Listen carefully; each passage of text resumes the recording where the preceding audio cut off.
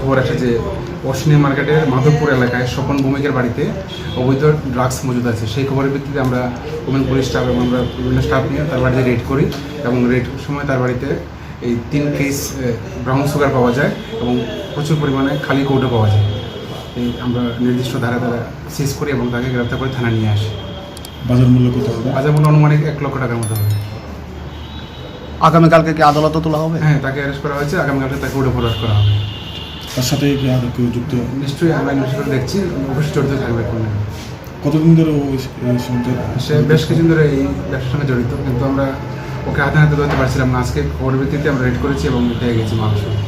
এই অভিযানকে আগামী দিন অবশ্যই এটা জারি থাকবে আমাদের এই ড্রাগস বিরোধী অভিযান।